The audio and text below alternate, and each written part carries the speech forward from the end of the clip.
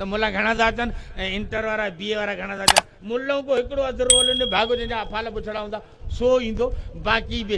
डिग्रियुनि वारा त एतिरा बेरोज़गार जो टकूं भरी असीं बेरोज़गार आहियूं छा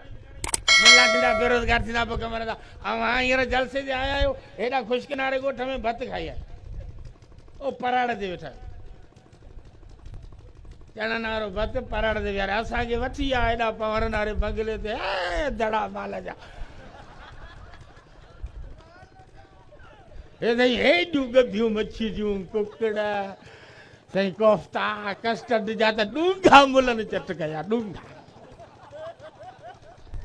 बोतलूं सॼे दस्तरखान ते वॾी दावत हुई वॾेरनि जी माल हुआ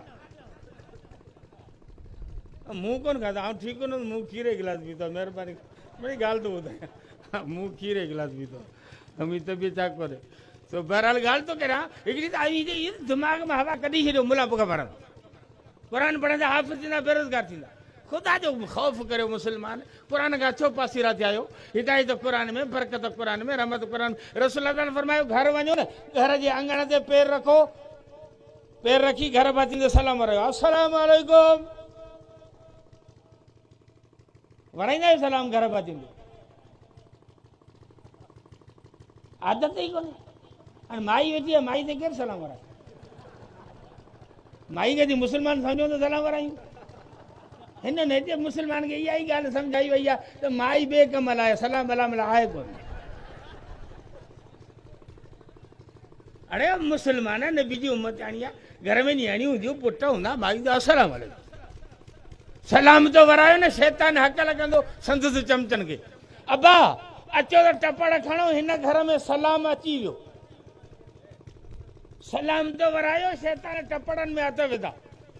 वरी न तुंहिंजे अॻियां मानी आई तो जो बिस्मिल्लाह रहमान रहीम त शैतान वरी ॿी हक़ लॻंदो अबा सलाम वराए रहण बंदि कई बिस्मिल्लाह पढ़ी खाधो बंदि कई बाक़ी हिन घर में धूड़ वेही कंदासीं टपड़ खणो त हलो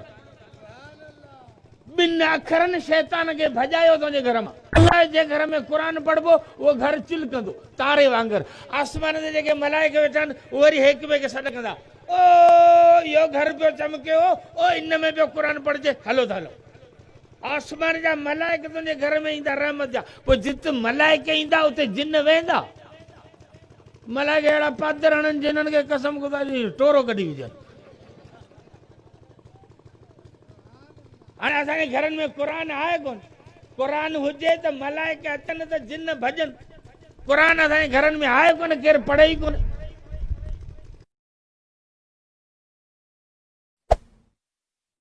वधीक इस्लामिक बयानात ऐं मौलूदनि जे लाइ असांजे चैनल इस्लामिक वर्ल्ड खे सब्सक्राइब लाज़मी कयो